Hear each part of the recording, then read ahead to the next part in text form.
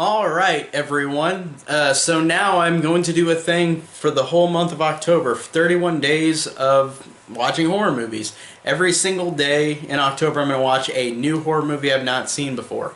And I already do that on my channel, but why not use a mocker to say that I'm doing it with another way. Like for 31 days of October, I'm going to watch a new movie every day of October that I haven't seen before, a new horror movie. So I'm excited to finally talk about Alice, Sweet Alice, which is actually my first viewing. Now, this one, I was originally going to spoil it, but I think I'm going to keep it spoiler-free just because it is a more obscure horror movie in terms of, the casual horror fan will probably not know what this is, who just watches the big movies that are in theaters, the big horror movies. This one, I feel like critically, it got good reviews, I think, but I think it had to wait a long time to get a cult following. So it's a cult following movie, so it's not one that most people will know about, so I'm just going to keep it spoiler free, except for a minor thing at the beginning of the movie. So this story, for Alice, Sweet Alice, this story is about this girl who's gonna go to her communion. This girl named Karen, and she's got a sister named Alice, who has this mask and this raincoat, and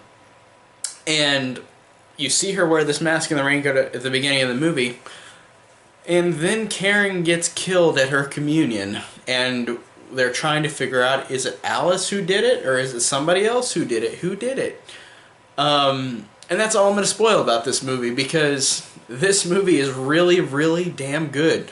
I love the fact that this, looking up trivia about it after I watched the movie, this feels very Hitchcockian, and it really does, because, I thought that throughout the movie, and then looking up trivia afterwards, it did say that this was inspired by Hitchcock movies. And it's more violent than a typical Hitchcock movie, but the shots, the way it looks, the graininess of this movie works really well. And I love the fact that this is a real Catholic movie. They do so much emphasis on Catholics, and I'm gonna keep it spoiler free, but there's relations to that in the plot, with who the killer is and all that. So I really do like the fact that this is such a unique horror movie for 1976. It's very unique, very interesting. The mask is very creepy and scary. I love the mask in this because the killer is wearing this translucent kind of see-through mask, and it just looks really creepy. And wearing a raincoat, so it's you don't know who the killer is. Who is the killer?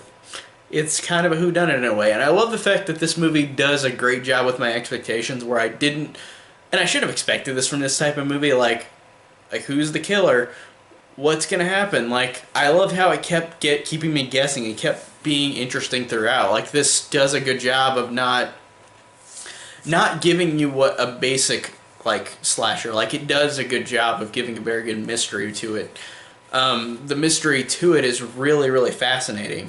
And it's really good, but it's kind of odd in some places. The acting sometimes is really strange, and not a negative towards it. It's not it's bad acting. It's just really theatrical in a way where it's kind of a little over the top.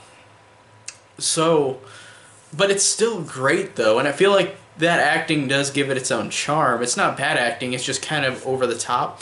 So I felt like it did give this movie a lot of charm and identity to it, and the use of Catholic culture and religion, using Catholic religion, I think, embedded into this movie made it interesting with how it's used and used for the plot and connected to everything about it. Without keeping it spoiler free, it does a good job of that. And I just thought that again, this is a very creepy and effective horror movie that actually really.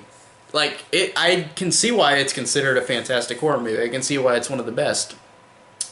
I might have to watch it a couple more times to fully understand why people think it's one of the best horror movies ever, because I've noticed that on lists it's really up there sometimes.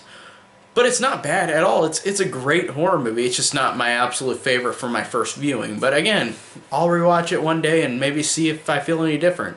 But as of now, this is a really effective mystery movie with a very creepy killer with a great mask with great mystery to it and great twists. Very interesting with characters, interesting with your expectations and just how this movie goes with like who's the killer, what's going on. It just does a great job with that. So I really enjoyed Alice, Sweet Alice. So this is day one of 31 days of horror films for me. So thanks guys for watching. Next, I'll do the one every day of October. So stay tuned for whatever I watch tomorrow.